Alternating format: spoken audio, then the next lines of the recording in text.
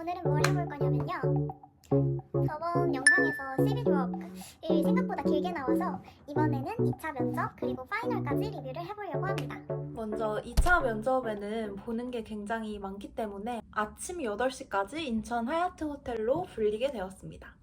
그래서 아침에 와서 제가 궁금해서 한번 세봤어요. 직접 몇 분이나 2차 면접까지 올라오신 건지 세봤는데 대충 120분 정도 2차 면접을 치렀던 걸로 기억을 합니다.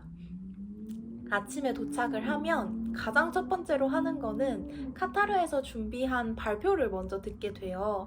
예를 들어서 도하에서의 삶, 그리고 카타르 항공회사에 대한 이야기. 저는 카타르 항공에 그 이전까지는 사실 큰 관심이 없었는데 그 발표를 듣고 나서 이 회사에 들어가고 싶다 이런 생각을 하게 할 만큼 카타르 항공에 대한 좋은 얘기를 해주십니다. 그리고 나서 저희는 이제 총 4가지 테스트를 받게 되는데요. 첫 번째로는 영어 테스트를 보고, 두 번째로는 암리치를 체크합니다. 세 번째로는 스카 체크를 하고, 마지막으로 센텐스 슈팅을 하는데요. 여기에서 말하는 센텐스 슈팅이라는 거는 면접관이 어떤 주제를 던지거나 어떤 질문을 던져요. 그럼 그 주제에 대해 본인의 의견을 이야기를 하거나 아니면 본인이 이 주제에 관련해서 가지고 있는 생각을 자유롭게 이야기하면 되는 겁니다. 먼저 첫 번째로 영어 테스트인데요. 저는 이 영어 테스트를 보기 전에 되게 쉽다는 얘기를 듣고 갔었어요. 근데 쉽지 않았습니다. 먼저 20분 내외로 시험이 진행이 되고 한 8페이지에서 10페이지 이내였던 것 같습니다. 제가 느끼기에는 시간은 좀 촉박했던 것 같고 질문의 유형은 딱 약간 추각형 토익이라고 보시면 돼요.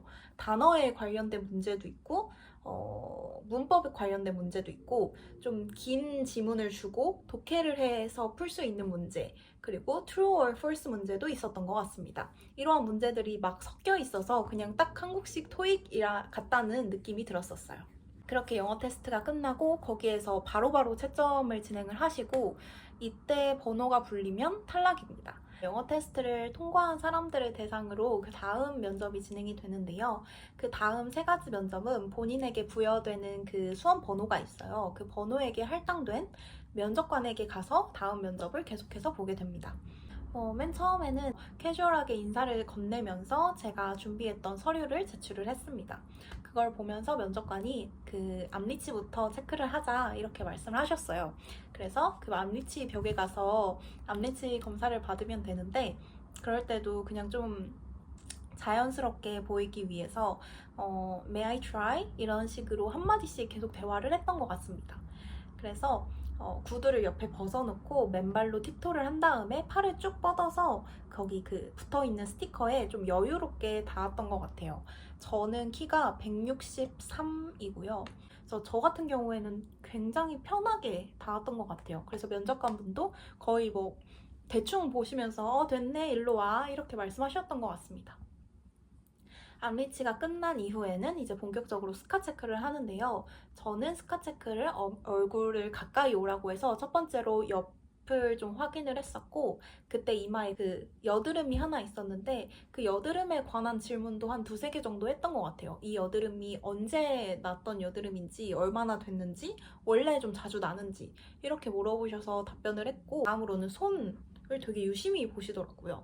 손 보고 앞뒤로 보고 팔도 엄청 유심히 보셨어요. 그리고 너가 가지고 있는 스카 중에 디클레어 할 게 있는지 여쭤보십니다. 근데 제가 오른쪽 다리에 벌스 마크가 하나 있어요. 되게 희미하게 있는데 그 벌스 마크를 이제 디클레어 했습니다. 그게 왼쪽인지 오른쪽인지 일단 물어보시고 좀 뒤로 가서 그 벌스 마크를 보여달라고 하셨어요. 근데 보여드리니까 이게 희미해서 별로 그렇게 크게 상관이 없었나 봐요. 그래서 그냥 그 정도면 괜찮아 이렇게 말씀을 해주시고 저는 스카 체크가 끝났습니다. 그리고 나서 이제 본격적으로 센텐스 슈팅을 하게 되는데요. 저는 2개의 문제를 받았었어요. 첫 번째 문제는 너는 시크릿을 잘 지키는 사람이야? 였습니다. 정적이 꽤 오래 흐르다가 내가 생각하기에 나는 시크릿을 잘 지키는 사람인 것 같아. 왜냐하면 모든 사람들이 다 시크릿이 있는데 그 중에 어떤 시크릿들은 이 사람의 인생에서 정말 중요한 일일 수도 있고 이 사람이 정말 중요하게 생각하는 부분일 수도 있잖아. 그래서 나는 어떤 시크릿이든 잘 지켜져야 한다고 생각해 라고 말하고 끝났습니다. 근데 이게 너무 몇 마디 안 되기도 했고 이 대답에 대한 꼬리 질문을 하기도 애매했었던 것 같아요. 그래서 면접관님이 알겠어 하시더니 질문을 하나 더 하셨습니다. 두 번째 질문은 너는 입양이 아이들에게 어떤 영향을 끼친다고 생각해? 였습니다. 제가 이 문제를 받고도 너무 당황해서 나 이전에 이거에 대해 생각해 본 적이 없어서 생각을 좀 해볼게. 내가 생각하기에는 입양은 아이들에게 긍정적인 영향을 끼친다고 생각해. 왜냐하면 이 세상에는 정말 많은 입양이 필요한 아이들이 많이 있잖아. 근데 내가 생각하기에는 아직은 사회가 그 아이들에게 허락을 하지 않는 것 같아. 뭐에 대한 허락이냐면 그들이 본인의 꿈에 대해서 더 많은 탐구를 해보고 더 많은 기회를 능동적으로 가져갈 수 있는 기회를 주지 않는 것 같아 라고 말하면서 엄청난 횡설수설을 했던 거예요. 그래서 제가 말하면서도 이거 너무 횡설수설이다 싶어서 마지막에 그래서 결국 내가 하고 싶은 말은 입양은 아이들에게 긍정적인 영향을 줄 수 있다는 거야 라고 말하고 답변을 끝냈습니다. 두 번째 답변을 들을 때 면접관님이 끄덕끄덕 하시더니 가까이 와봐 라고 말씀하시는 거예요. 그래서 가까이 갔더니 제가 그날도 화장을 셀프로 했었거든요. 저 헤어 메이크업을 보면서 너 다음에 인터뷰 올 때는 메이크업을 훨씬 더 진하게 해야 돼. 화장도 더 두껍게 하고 나 지금 블러셔랑 컨투어 한 거 보이지? 나처럼 이렇게 두껍게 하고 와야 돼. 그럴 수 있지? 이렇게 말씀하시는 거예요. 그래서 당연히 그럴 수 있지. 나 꼭 그렇게 하고 올게. 라고 말씀을 드렸어요. 2차 면접은 끝이 났고 합격을 했었습니다. 다음은 파이널인데요. 먼저 파이널 면접은 2대1로 이루어졌어요. 면접관님이 2분, 그리고 저 1분인데요. 한 분은 뭔가 서류 체크, 그리고 노트북으로 뭔가를 작성하시는 것 같았고, 주도적으로 면접 질문을 하셨던 분은 1분이었습니다. 먼저 이제 면접장에 들어가면 인사를 간단하게 하고 여기 앉으라고 해요. 그리고 미리 준비했던 서류를 검토하는 것으로 시작이 됩니다.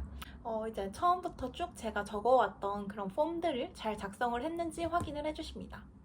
그렇게 하고 이제 말씀을 해요. 나 지금부터 간단하게 면접을 시작을 할 거다. 굉장히 많은 질문이 주어질 건데 좀 편안하게 최대한 답변을 하면 된다. 이렇게 말씀을 하고 질문을 시작하십니다. 제가 생각하기에는 한 15개에서 20개 정도의 질문을 주고받았던 것 같아요. 근데 여기에서 중요한 게 말을 굉장히 빨리 하십니다. 후기를 보니까 다른 분들 중에는 일부러 이렇게 말을 빨리 하는 것 같다는 말씀을 하신 적도 있어요. 이게 무슨 말이지?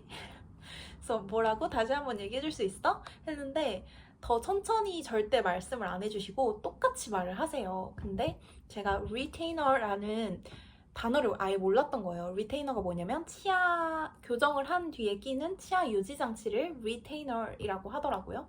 근데 그걸 전혀 모르고 제가 한 3번 정도 다시 이야기를 해달라고 하다가 결국 못 알아듣겠으니까 그냥 알아들은 척 말을 했어요. 나 리테이너 있어. 이렇게 말을 했더니 위 아니면 아래? 이렇게 말씀하시는 거예요.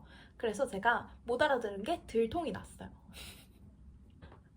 나 사실 못 알아들었는데 다시 한번 얘기해 줄 수 있어? 나 리테이너가 뭔지 모르겠어 라고 말을 하니까 그때서 엄청 친절하게 설명을 해주시더라고요. 이 치아 안에 있는 유지장치 리테이너가 있냐고 라고 말씀을 하셔서 나 리테이너 없어 라고 그제서야 대답을 했습니다.